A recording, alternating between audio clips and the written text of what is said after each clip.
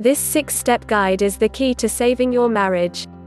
For more details, click on the link below the video. Several factors can lead to problems in a relationship or marriage, and some issues absolutely require more attention and specialized help.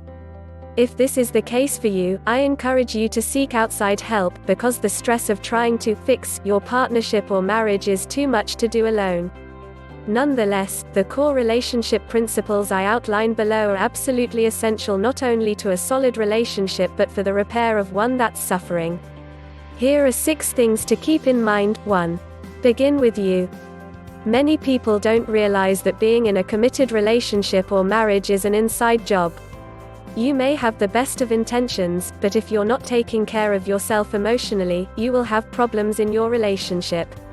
Tending to your emotional fitness is the most important job you have, and that means taking 100% responsibility for your behavioral patterns in the relationship and following it up with immediate action to address them.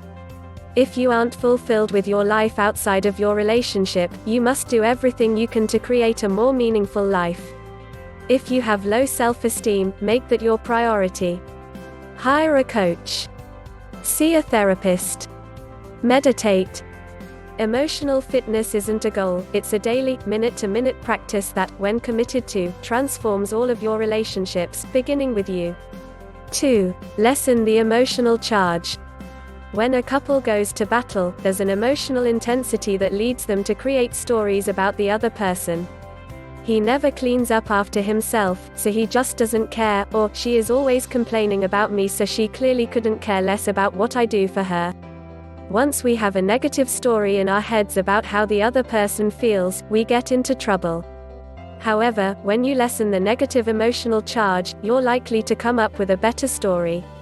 This holds true for anything in your life. How do you do that? Take a time out. Splash cold water on your face. Go for a walk, exercise, or practice deep breathing.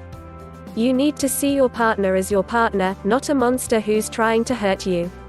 3. Transcend your reactivity. This is one of the most important relationship skills for 2 reasons. First, you don't want to be a grown-up version of your little kid self. When we react, we're operating from a place of old wounds since childhood. When you can emancipate yourself from your reactivity, you become an autonomous adult. It isn't easy, but it's essential. The second reason is strategic. We're taught from a young age that if we get into a debate, our aim is to win, and couples in trouble fight with one goal in mind: to win. In the world of relationships, this is a lose-lose strategy. Instead, you have to sit with your discomfort and listen when your impulse is to fix, flee, or yell.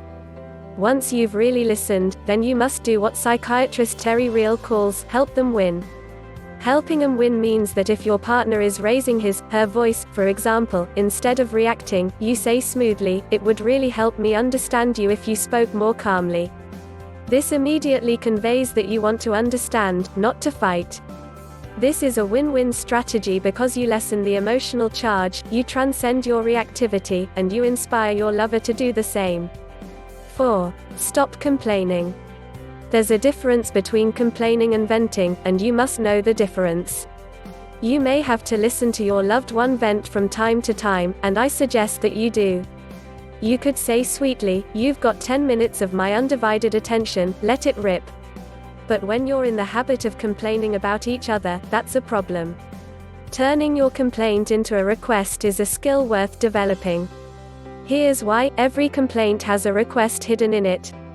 If you are the one who is habitually complaining, identify what it is you need from your partner and request that, because complaining is going to fall on deaf ears and won't get you what you want. If you're the one dealing with a complaining partner, rise above your triggers and look for his or her request and address it. Help the other person win, remember? 5. Don't blame. Blaming will get you nowhere, period. Whenever you blame anyone or anything for your circumstances, you immediately relinquish your power, and you prime your partner to be defensive. It never works. Ever. Nothing good ever comes out of harshness.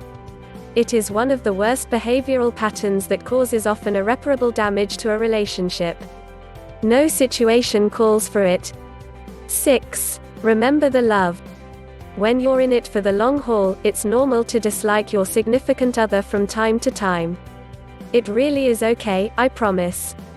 Intimacy is not the absence of tension, it's what you do with that tension that matters. That's why remembering the love as much as possible will have a profound impact. It's human nature to seek excellence and wholeness, and, unfortunately, we expect perfection from our relationships and wholeness from our partners. The truth is that we're all imperfect, and the greatness in any relationship lives in the growth. You have to embrace your humanity, as well as your partner's, and allow for the imperfections of both of you to collide. Then, together, work on the healing. When you're angry, disappointed, or hurt by something your spouse did, you have to apply positive intent and assume that their intention was not to hurt you. This is when you remember the love, when you remind yourself that he or she is not the enemy.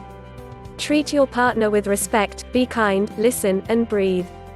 And please, do seek out help, as it really is too much to do alone.